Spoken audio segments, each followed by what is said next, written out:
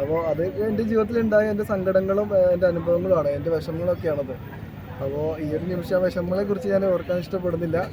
പിന്നെ ഇനിയും എൻ്റെ അനുഭവം ഞാനത് വീണ്ടും പറഞ്ഞുകൊണ്ടേ ഇരിക്കും, കാരണം അത് സത്യമാണെന്ന് എനിക്ക് ഉറപ്പുവരുത്തുന്ന.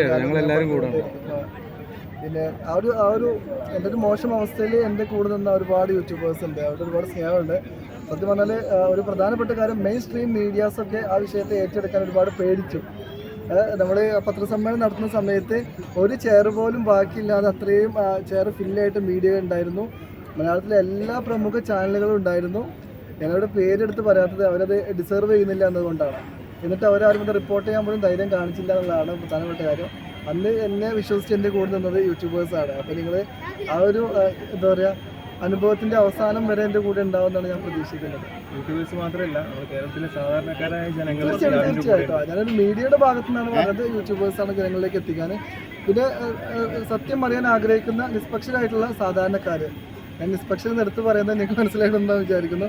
സത്യം പറയാൻ ആഗ്രഹിക്കുന്ന സാധാരണക്കാർ എന്നോടൊപ്പം നിന്നിട്ടുണ്ടായിരുന്നു.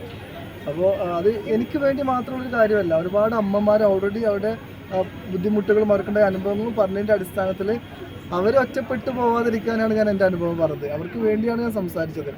അറിയില്ല, കാരണം ഞാൻ അവിടെ നിന്ന് ഇറങ്ങിയിട്ട് 5 വർഷമായി. കമ്പാരിറ്റീവ്ലി എനിക്ക് എൻ്റെ ജീവിതവുമായിട്ട് മുന്നോട്ട് പോകാൻ പറ്റുന്ന സാഹചര്യമുണ്ട്.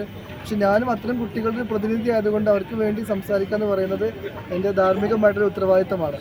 ആ ഒരു ഉത്തരവാദിത്തമാണ് ഞാൻ നിറവേറ്റിയത്. ഇനിയും പറയും, ഇനിയും പറഞ്ഞുകൊണ്ടേയിരിക്കും. സംസാരിക്കാനുള്ള കഴിവ് എനിക്ക് ദൈവം തിരിച്ചെടുക്കുന്നവരെ സത്യം പറഞ്ഞുകൊണ്ടേയിരിക്കും.